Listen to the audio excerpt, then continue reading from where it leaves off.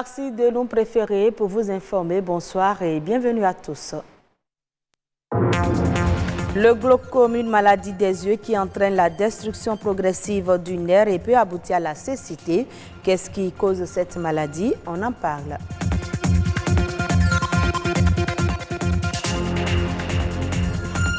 Covid-19, le Bénin compte désormais 54 cas confirmés. L'annonce a été faite par le ministre de la Santé lors d'une rencontre avec les pharmaciens. Il a également annoncé la subvention de la chloroquine par le gouvernement. Les insectes constituent une source majeure et facilement accessible d'aliments nutritifs et riches en protéines. Ils sont en effet inscrits au menu d'au moins 2 milliards de personnes. Consommer des insectes serait une solution à la malnutrition.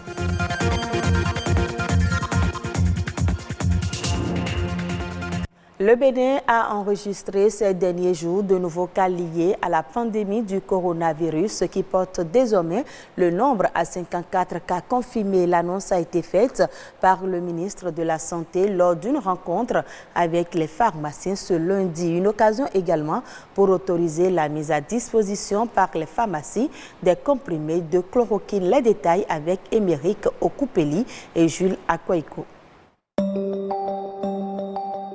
La pandémie liée au coronavirus continue de se propager au Bénin et le gouvernement se mobilise davantage pour contrecarrer le mal.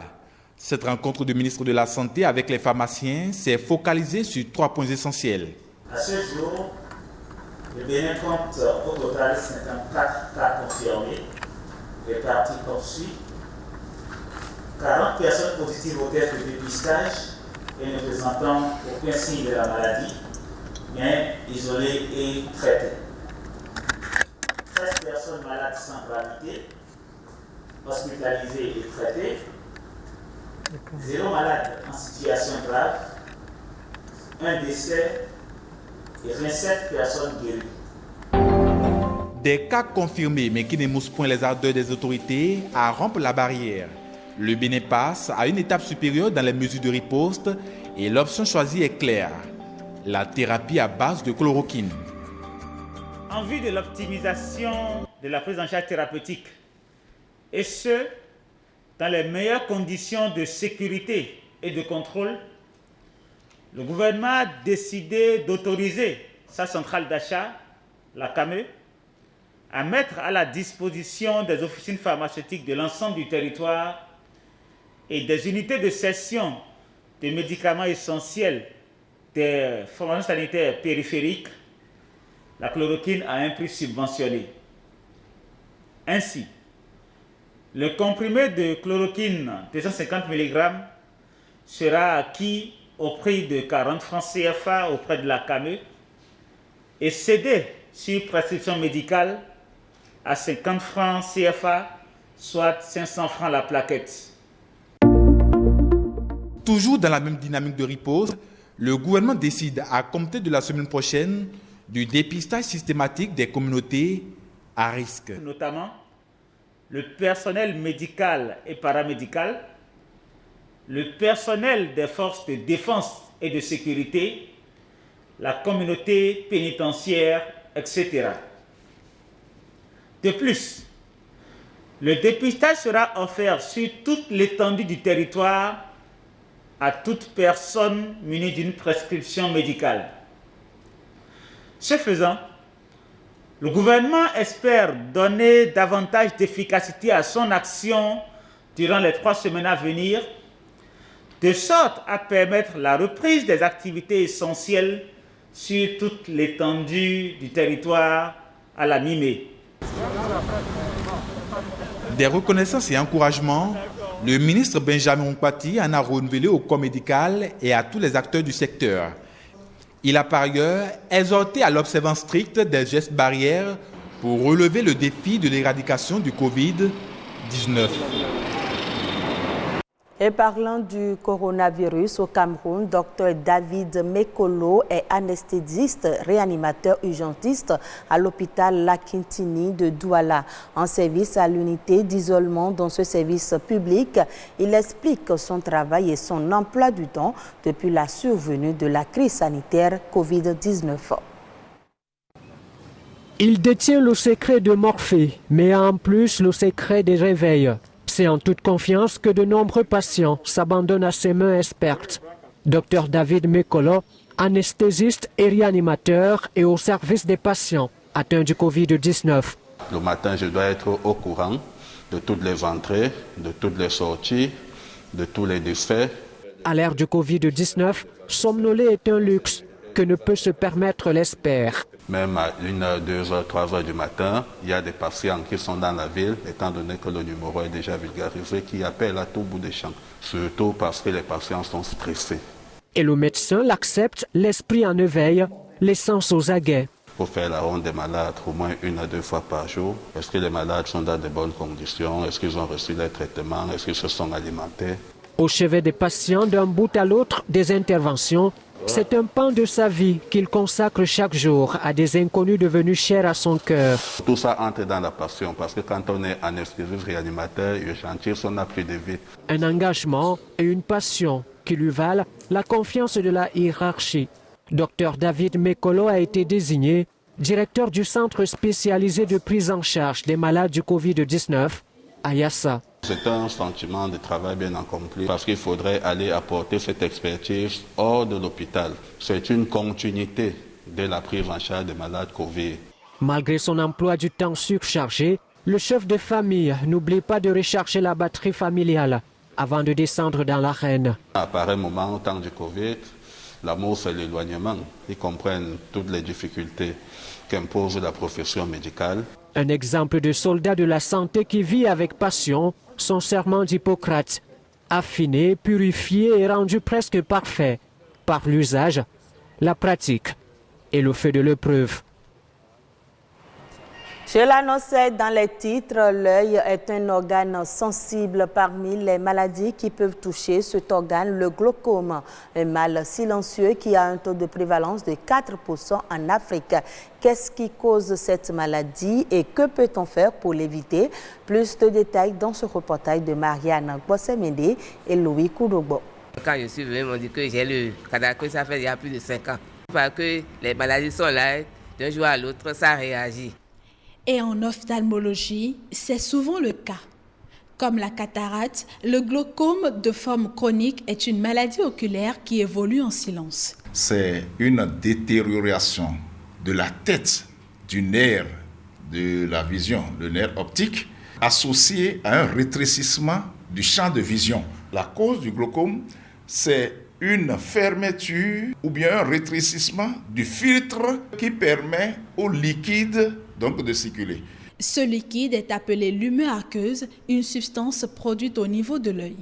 Pour comprendre son lien avec la maladie, il faut retourner au circuit d'évacuation du liquide. Il y a un filtre ici qui permet à ce liquide de sortir. Lorsque le filtre est bouché, en fait, le liquide ne passe plus. Le liquide s'accumule forcément, donc ça crée une hyperpression de l'œil. L'hyperpression de l'œil est due à plusieurs facteurs prédisposants et quelquefois héréditaires. L'hypertension et le diabète, la drépanocytose, etc., qui agissent sur l'œil, favorisent la destruction de l'œil. Lorsque donc les parents ont souffert de glaucome, le risque, quelquefois, est multiplié par plus de 10, donc chez les enfants. Les enfants devraient donc, en dehors de tout symptôme, consulter un ophtalmologue. Lorsque le dépistage est fait tardivement, le mal est souvent à un stade avancé. Lorsque ça commence par se manifester, déjà c'est trop tard. Donc par la moment de petites douleurs et puis un flot visuel et puis ces petits signes qui amènent le patient à consulter. Chez ce patient venu en consultation, le glaucome a été détecté il y a plus de 20 ans sur les 2 yeux. La cataracte, j'ai été opéré 2 fois ici. Je suis suivi aussi pour le glaucome, j'ai la tension sur l'œil. Le même docteur qui m'a suivi et ça s'améliore. L'œil gauche, je vois très bien et je lis parfaitement. La lecture correcte, un avantage dont ne peut jouir le sujet glaucomateux que si le mal est dépisté à temps. Une fois la destruction du nerf entamée, c'est irréversible. Il n'y a pas un traitement donc, qui puisse faire renaître le nerf. il faudrait suivre scrupuleusement le traitement prescrit par le médecin et puis aussi les surveillances pour que le nerf, le peu qui reste, puisse être sauvegardé et rester longtemps. Le sport et la consommation de certains fruits comme la carotte sont des éléments qui assurent une bonne santé de l'œil. Toutefois, une consultation chez le spécialiste une fois par an, en dehors de tous symptômes, reste l'idéal. La problématique d'insécurité alimentaire devient de plus en plus préoccupante dans le monde entier. Au nombre des solutions trouvées par les chercheurs pour y pallier et à l'utilisation des insectes comestibles. La FAO répertorie plus de 1900 espèces déjà consommées par les humains dans 88 pays en Afrique, en Asie et en Amérique. Les chercheurs sont unanimes. Les insectes sont de réelles sources de protéines. Un ingénieur agronome nous livre ici quelques insectes utiles pour l'alimentation. Les corflés, ce sont des termites ailés. L'homme a besoin de 8 acides aminés pour pouvoir vivre parce qu'il a un seul estomac, on l'appelle monogastrique. Et ceux-là ont tous ces acides aminés et 4 autres. Dans la foulée, vous avez la leucine, l'isoleucine, le tryptophane, la phénylalanine, l'ananine, la sérine, la méthionine, la cystéine et j'en passe. Et tout cela, en toute sincérité, c'est directement utilisé par l'organisme. Nous avons encore un autre insecte, les coléoptères, les larves translucides qu'on appelle en fongue attrants et c'est blanchâtres. Souvent, vous les trouvez dans les bois morts, surtout les troncs de palmier.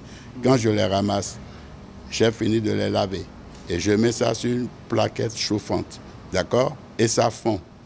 Et l'huile là, je les mets dans les boîtes translucides et j'ajoute bien entendu des feuilles de citronnelle. Quand ça durcit, c'est du beurre nacré. Ça n'a rien à voir avec vos beurres vendus dans le commerce.